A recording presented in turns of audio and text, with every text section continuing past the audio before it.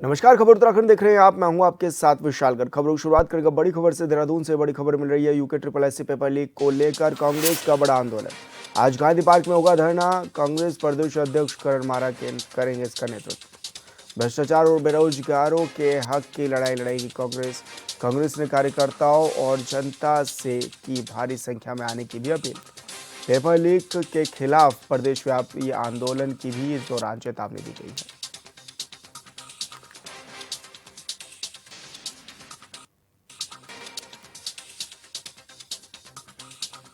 तो बड़ी खबर आप तक पहुंचा रहे हैं, जहां पर UK triple SC paper leak को लेकर कांग्रेस का बड़ा आंदोलन देखने में नजर आ रहा है। ऐसे में आज गांधी पार्क में धरना प्रदर्शन कांग्रेस की ओर से किया जाएगा।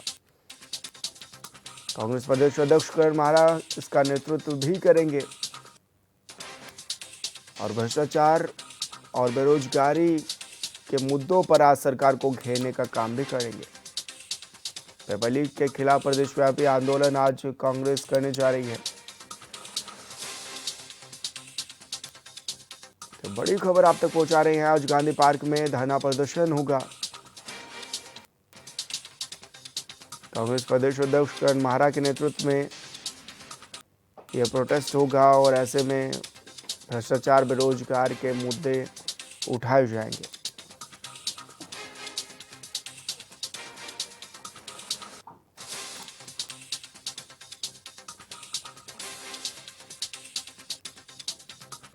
तो आज गांधी पार्क में धरना प्रदर्शन कांग्रेस करने जा रही है।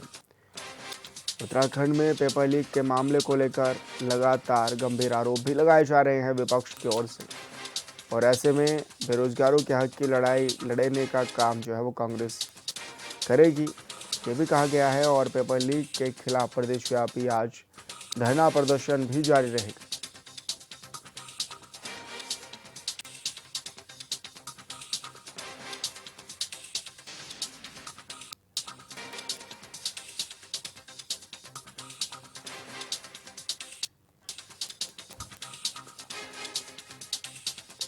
और संवाददाता योगेश आर्य हमारे साथ लाइव जुड़ गए हैं। योगेश, क्या कुछ जानकारी मिल रही है, किस समय यह प्रदर्शन होना है और किन किन मुद्दों पर आज सरकार को घेरने का काम करेगी कांग्रेस? देखिए विशाल, जिस तरह से यूके ट्रिपल एससी का मामला सामने आया है उसको लेकर के, पेपर लीक को लेकर के लगातार जो है युवा जहां देखा जाए कि एक और आंदोलन कर रहे हैं, लगातार सरकार से मांग कर रहे हैं, तो वहीं इसी कड़ी में जो है कांग्रेस भी जो है यूके ट्रिपल एससी को लेकर के आंदोलन करने जा रही है, धरना प्रदर्शन जो है वो करने जा रही है। और आज 10:30 बजे जो प्रदेश अध्यक्ष करण मारा है उनके नेतृत्व में जो है गांधी पार्क में ये धरना प्रदर्शन जो है वो प्रारंभ किया जाएगा। और वहाँ पर जो है चाहे भ्रष्टाचार की बात हो, बेरोजगार की, इस तरह के जो बेरोजगार के मामले को लेकर के आरोप लगाते हुए यूपी ट्रिपल एससी से चलते कहीं ना कहीं जो है सरकार को निशाना बनाने का प्रयास जो है वो किया जाएगा। कि सरकार पर निशाना साधते हुए नज़र जो है वहाँ पर नेतागण आएंगे, तरह तरह की बयानबाजी वहाँ पर देखने को मिलेगी।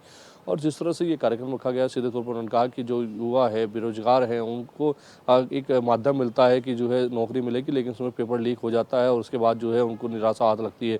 तो इस तरह के आरोप भी जो लगातार विपक्ष की ओर से लगाए जा रहे हैं, और उसी तमाम मुद्दों को लेकर के आज जो कांग्रेस है वो बड़ा आंदोलन करने जा रही है, धरना प्रदर्शन करने जा रही है। बड़े स्तर पर जो है कार्यकर्ताओं से, पदाधिकारियों से जो है आह्वान किया गया है कि भाई से जो धरना प्रदर्शन है इसमें जुड़े। और 10:30 बजे के लगभग का समय जो है वो निर्धारित किया गया है जब वह गांधी पार्क पहुंचेंगे और वहां पर जो है अपने धरना प्रदर्शन को जो है प्रारंभ करेंगे। तो निश्चित तौर पर देखिए, अगर एक तरफ जो युवा है जो इस पेपर लीक के माध्यम से जो है निराश है, उसको लेकर के जो है वो भी अपना जो है धरना प्रदर्शन कर रहे हैं, लगातार सरकार से मांग करते हुए नजर आ रहे हैं। तो वहीं जो है इस कड़ी में कांग्रेस ने भी अब जो है अपना धरना प्रदर्शन आज से प्रारंभ शुरू कर रहे हैं। और एक ही दिवसीय जो है धरना प्रदर्शन बताया जा रहा है, लेकिन इसमें सीधे तौर पर देखा जाए तो कहीं ना कहीं सरकार को जो है पर निशाना साधने का माध्यम जो है आज ये धरना प्रदर्शन रहेगा। और कहीं ना कहीं जो है सरकार पर जो है तमाम बयानबाजी के दौरान जो है गंभीर आरोप भी जो है कांग्रेस की ओर से लगाए जा सकते हैं। लेकिन अगर यूके ट्रिपल एससी के पूरे मामले को देखें तो लगातार प्रशासनिक तौर पर जो है कार्रवाई की जा रही है,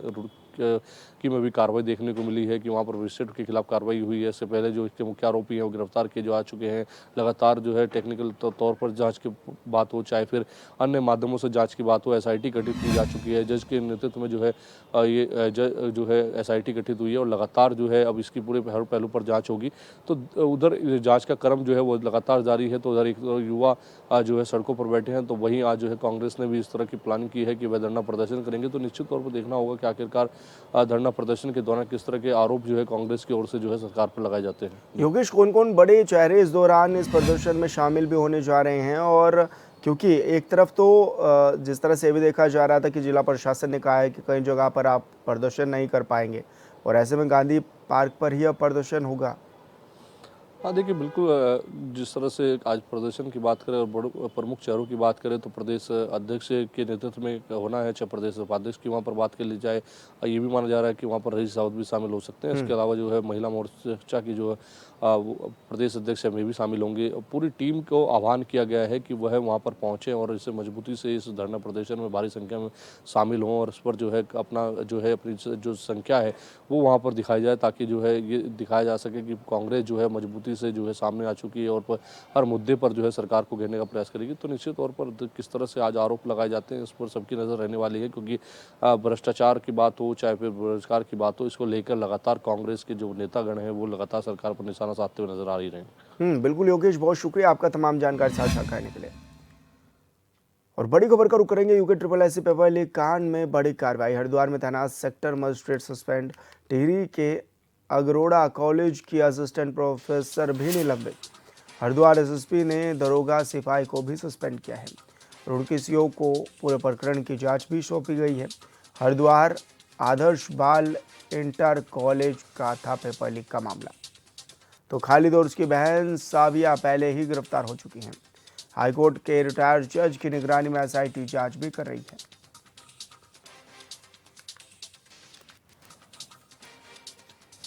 तो बड़ी खबर आप तक पहुंचा रहे हैं, जहां पर रुड़की सीओ को पूरे प्रकरण में जांच भी सौंपी गई है और ऐसे में हरिद्वार आदर्श बाल इंटर स्कूल का यह मामला बताया जा रहा है।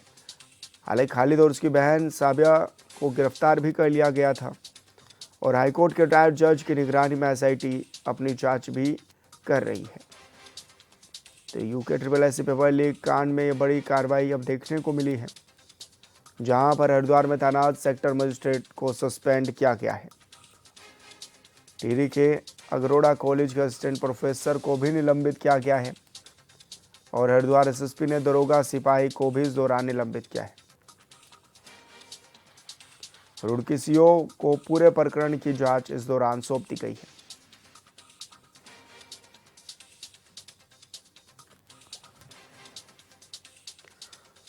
और संवाददाता मनोज कश्यप हमारे साथ फोन लाइन पर जुड़ गए हैं। मनोज, क्या कुछ जानकारी मिल रही है? किस तरह की कार्रवाई अब देखने में नजर आ रही है हरिद्वार में? बिल्कुल, देखिए विशाल, यूके ट्रिपल एससी का जो एग्जाम था वो बीते रविवार को हुआ था। बीते रविवार के बाद यहाँ पे जो ये पेपर सोशल मीडिया पे वायरल हो गया था, जिसके बाद यहाँ पे पुलिस ने संज्ञान लिया तो तमाम जो इसमें टीमें थी वो उसमें लगाई गई थी। हालांकि शुरुआती दौर में ये समझना मुश्किल था कि ये पेपर लीक का मामला है। हालांकि पुलिस अभी भी इस बात को कह रही है कि ये पेपर लीक का मामला नहीं है, केवल एक ही परीक्षा केंद्र से जो पेपर के कुछ क्वेश्चन पत्र थे वो बाहर आ गए थे। हालांकि पूरे मामले में इसका जो मुख्य आरोपी था खालिद, उसको पुलिस ने गिरफ्तार कर लिया। उसकी पूछताछ में अभी तक जो निकल के सामने आया, उसने बताया था कि जहाँ पे ये सेंटर बनाया गया था सुल्तानपुर में, कहीं न कहीं वो उसके आसपास खेत से 3 दिन पहले से तमाम जो रेकी थी वो खालिद ने की थी। और जब जिस दिन एग्जाम था, खालिद ने वहाँ पे झाड़ियों में मोबाइल फोन छिपा रखा था, जिसके बाद खालिद ने वो मोबाइल फोन वहां से निकालकर अपनी बहन साजिया को जो है क्वेश्चन पेपर भेजा। तो साजिया ने वो क्वेश्चन पेपर एक जो असिस्टेंट प्रोफेसर थे उनको भेजा गया था, सुमन को ये क्वेश्चन पेपर भेजा गया था। हालांकि सरकार ने जो असिस्टेंट प्रोफेसर थे सुमन, उसको भी सस्पेंड कर दिया गया। इसी के साथ साथ जो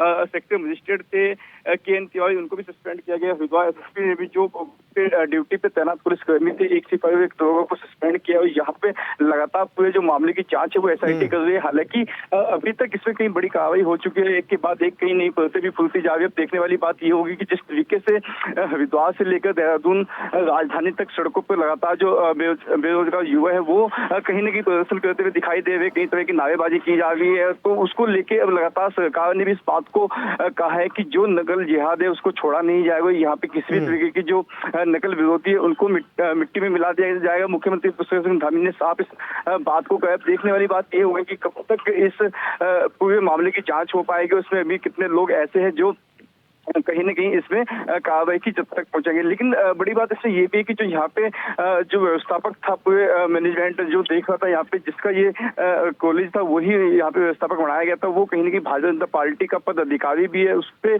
जिला मीडिया संयोजक का पद है, कहीं न कहीं उसके ऊपर भी सवाल खड़े होने वाले लगे। क्योंकि इसमें अभी तक जो एक बात निकल के सामने आई, सबसे अहम बात ये थी कि जिस कमरा नंबर 9 में खालिद ने पूरा एग्जाम वहाँ पे दिया था, खालिद कमरा नंबर 9 की दूसरी कुर्सी पे बैठा था, वहाँ पे पूरा जो कमरा था उसमें जितनी तमाम जो कुर्सियां थी वो ब्लैक कलर की थी, लेकिन जिस कुर्सी पे खालिद बैठा था वो नीले कलर की कुर्सी वहाँ पे रखी गई थी। अब कहीं न कहीं इस बात का भी अनुमान लगाया जा रहा है कि क्या नीले रंग की कुर्सी वहाँ पे अलग से डाली गई थी। ये कोई साफ तौर से इशारा था कि जिस कुर्सी जो नीले कलर की कुर्सी होगी उस पर जो ये खालिद है वो बैठा रहेगा। खास तौर से इसमें ये भी देखा गया है कि जब खालिद ने क्वेश्चन पेपर की फोटो खींचकर जो अपनी बहन साजिया थी उसको भेजी थी, तो कहीं न कहीं जब वो फोटो खींचे और सामने ही जो परीक्षा केंद्र में जो टीचर मौजूद था, कहीं न कहीं उसके ऊपर भी यहाँ पे सवाल खड़े होने लगे कि जब फोटो खींची गई थी तो जो वहाँ पे एग्जामिनर था उसने इस बात पे क्यों नहीं ध्यान दिया, या फिर किसी के इशारे से इस बात को अनदेखा किया गया था। कई सवाल ऐसे विशाल निकल के सामने आते हैं, लेकिन अभी भी लगातार जो एसआईटी की टीम है उस पर जांच में जुटी हुई है। अब जांच के बाद ही इसमें साफ हो पाएगा कि कितने लोग इसमें शामिल थे। जी बिल्कुल मनोज, बहुत शुक्रिया आपका तमाम जानकारी साझा करने के लिए।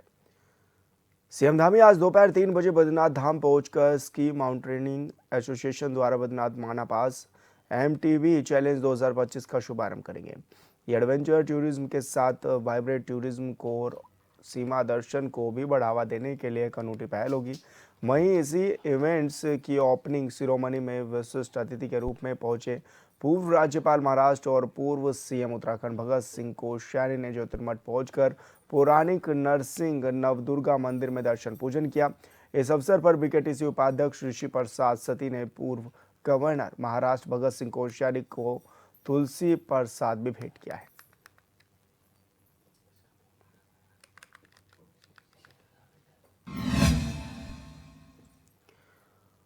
कोटद्वार विधायक ऋतु खंडूरी भूषण ने कोटद्वार झंडा चौक से शहीद सम्मान यात्रा को हरी झंडी दिखाकर रवाना किया है। इस यात्रा का पावन उद्देश्य उत्तराखंड में निर्माणाधीन सैन्य धाम के लिए प्रत्येक शहीद के घर से मिट्टी एकत्रित करना है, ताकि यह धाम हमारे अमर वीर सपूतों के शौर्य, पराक्रम और बलिदान का जीवंत प्रतीक बन सके। शहीद सम्मान 2.0 की आज शुरुआत कोटद्वार से हुई है।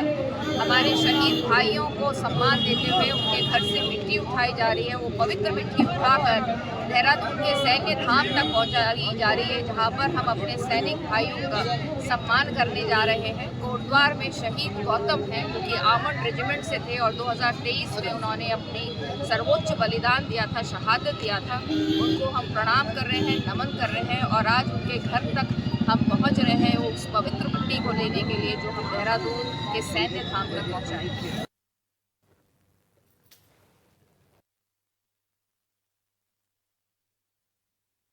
यात्रा को हरी झंडी दिखाकर रवाना। इस दौरान क्या क्या है, शहीदों के घर की मिट्टी को लाया जाएगा।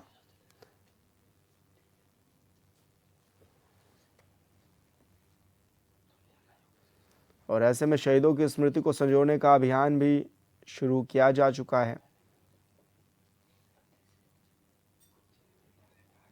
तो कोटद्वार विधायक ऋतु खंडूरी भूषण ने झंडा चौक से शहीद सम्मान यात्रा को हरी झंडी दिखाकर रवाना किया। इस यात्रा का पावन उद्देश्य उत्तराखंड में निर्माणाधीन सैन्य धाम के लिए प्रत्येक शहीद के घर से मिट्टी एकत्रित करना रहा है, ताकि यह धाम हमारे अमर वीर सपूतों और शौर्य, पराक्रम का बलिदान का जीवन प्रतीक भी बन सके।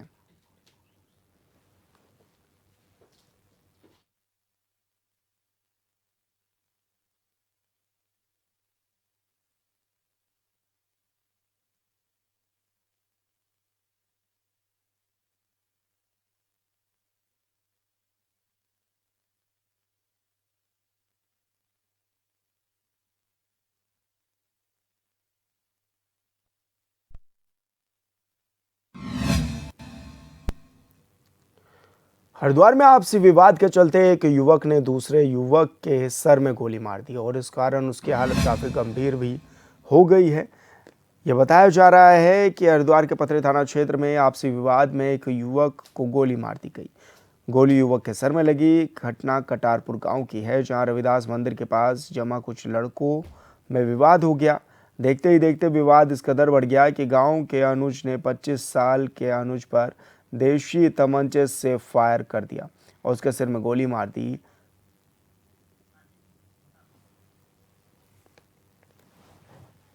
दो पक्षों का लड़ाई झगड़े में जो कि कटारपुर निवासी अर्जुन, जिसको इमरजेंसी में लाया गया है, अभी इनको गोली लगी है। जिसने गोली मारी है अनुज नाम, वो भी कटारपुर से ही है। बता रहे हैं कि दोनों के बीच में आपसी लड़ाई झगड़े में आक्रोश में आके उसने गोली चला दी, जिसमें इनको इंजरी हुई है। और इंजरी जो गोली है वो ब्रेन को छू के गई है। और बताया जा रहा है कि यहाँ से जो ये व्यक्ति है इसको जॉली ग्रांट रेफ़र कर दिया गया है। पेशेंट स्टेबल है, पर क्योंकि थोड़ी चोट जो है वो ब्रेन तक भी पहुँची है तो न्यूरो को दिखाना अनिवार्य है, इसलिए डॉक्टर ने जॉली ग्रांट ले जाने की सलाह दी है। काशीपुर हिंसा को लेकर विधायक ने एसपी सिटी से मुलाकात की और इस दौरान ये भी कहा है कि दोषियों को कतई बख्शा ना जाए। आपको बता दें कि विधायक आदेश चौहान ने एसपी सिटी अभय सिंह से इस दौरान मुलाकात की और सख्त से सख्त कार्रवाई गुनहगारों पर करने की मांग भी इस दौरान की गई है। उन्होंने ये भी कहा है कि किसी भी बेकसूर को बेवजह न फंसाया जाए। इतना ही नहीं, आदेश चौहान ने नगर निगम द्वारा अलीगढ़ क्षेत्र में चलाए जा रहे अतिक्रमण हटाने की कार्रवाई पर भी नाराजगी जताई। उनका कहना था कि जब शहर में तनाव की स्थिति बनी हुई है तब नगर निगम को अलीखा में कार्रवाई नहीं करनी चाहिए थी।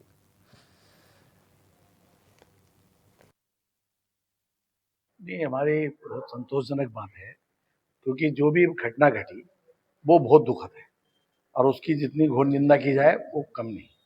क्योंकि वो जो एसएसआई जोशी वो हमारे यहाँ जसपुर में रहे और उसका व्यवहार बहुत संतोषजनक, जितना कार्यकाल उनके साथ ये घटना घटी उसका हमें भी दुख है।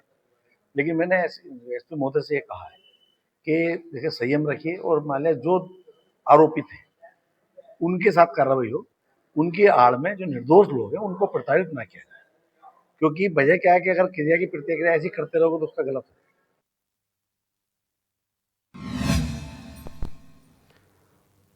मंगलूर कोतवाली पुलिस ने बड़ी कार्रवाई की है और ये बताया गया है इस दौरान जो गैस चोरी के मामले में बड़ी कार्रवाई हुई और गैस चोरी का खेल का पर्दाफाश भी इस दौरान किया गया। पुलिस ने बड़ी कार्रवाई करते हुए गैस चोरी के एक बड़े कैप्सूल के साथ 23 सिलेंडर और एक पिकअप हिरासत में ले ली है।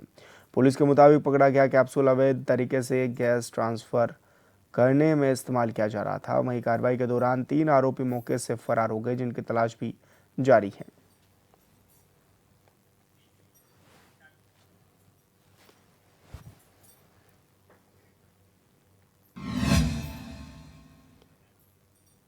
नैनीताल में टैक्सी संचालकों ने अपने विरुद्ध हो रहे लगातार उत्पीड़न का विरोध जताया। उन्होंने कहा कि जिला प्रशासन द्वारा टैक्सी चालकों का उत्पीड़न किया जा रहा है, जिसमें 2017 के बाद प्रतिबंधित वाहनों के नगर के भीतर 5-5 हज़ार रुपये के चालान काटे जा रहे हैं, जबकि बाहर से आने वाले वाहनों पर प्रशासन कोई कार्रवाई नहीं करता। वहीं नगर के कई टैक्सी वाहन जिन्हें 15 साल हो चुके हैं, उनके नवीनीकरण पर भी परिवहन विभाग द्वारा परमिट पर नगर में नो एंट्री का थप्पा लगा दिया जा रहा है। मुद्दा एक ही है कि जो टीवी नंबर की गाड़ियां हैं, मैं बाहर से कस्टमर लेके आता हूं तो मुझे कहां तक जाना है, अगर कस्टमर को मुझे कहां तक ड्रॉप करना है, अगर कस्टमर का होटल बुक रहता है तो मुझे होटल तक छोड़ने की परमिशन दी जाए। सबसे पहले मेरा मुद्दा है कि होटल पिकअप एंड ड्रॉप का दिया जाए, चाहे वो टीवी नंबर हो, टीए नंबर की गाड़ी हो। या प्रशासन से मेरा निवेदन है, जब बाहर की गाड़ियाँ आ सकती तो हमारी भी गाड़ियाँ मार रोड जा सकती है। जब हरियाणा, दिल्ली, बिहार इन जगहों से आ सकती है तो उसमें हमारी भी गाड़ियाँ जा सकती हैं, हमें भी इजाज़त दिया जाता है। मार रोड पर हम खड़ी नहीं करेंगे। सिर्फ पिकअप एंड ड्रॉप के लिए मैं प्रशासन से निवेदन करूंगा तो इसमें वो सोचा जाए। उसके बाद अगर ये हमारी बात नहीं मानते तो हफ्ते भर के अंदर मैं सारे टैक्सियों को, हम कॉमर्शियल टैक्सियाँ अपनी सारी खड़ी कर देंगे।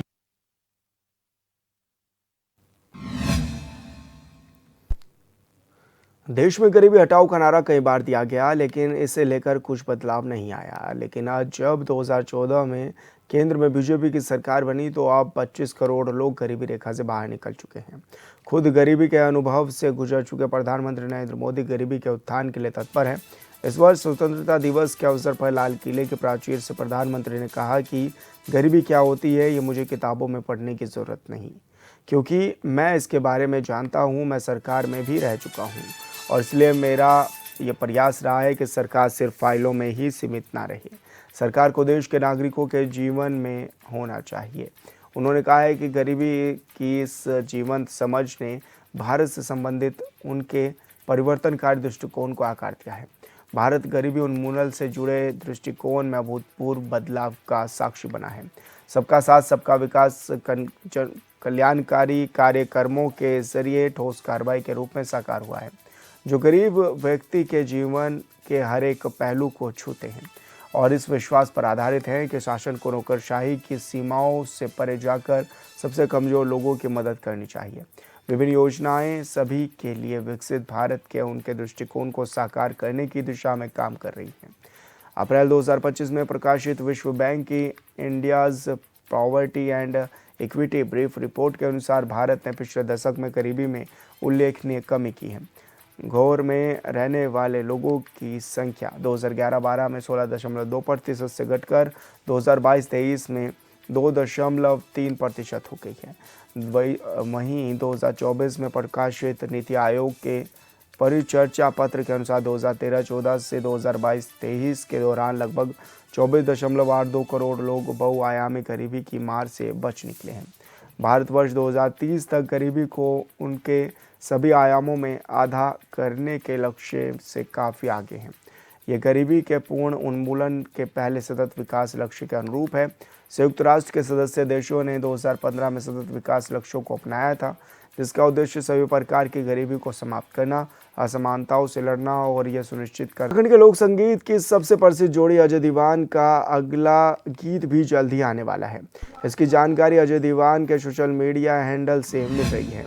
इस बार अजय दीवान का जोड़ा चाचरी से लेकर आ रहे हैं। अजय दीवान की इस नई प्रस्तुति का प्रोमो सोशल मीडिया पर ही लॉन्च हुआ है और ये प्री रिकॉर्डेड है, यानी गीत की रिकॉर्डिंग से पहले इस प्रोमो में अजय दीवान और उनके संगीतकार रंजीत सिंह भी साथ दिख रहे हैं। अजय दीवान दोनों पारंपरिक लोक वाद्य हुडका बजाते हुए दिख रहे हैं और बीच में संगीतकार रंजीत सिंह परकसन के साथ उनका साथ दे रहे हैं। अजय दीवान ने सिर्फ ये बताया है कि यह गीत जल्द सबके सामने होगा। तीनों ही जोड़ा गाते दिख रहे हैं। इस गीत का मीडिया पार्टनर है HNN न्यूज़ चैनल। बता दें कि यह गाना A+ स्टूडियो से रिलीज होगा।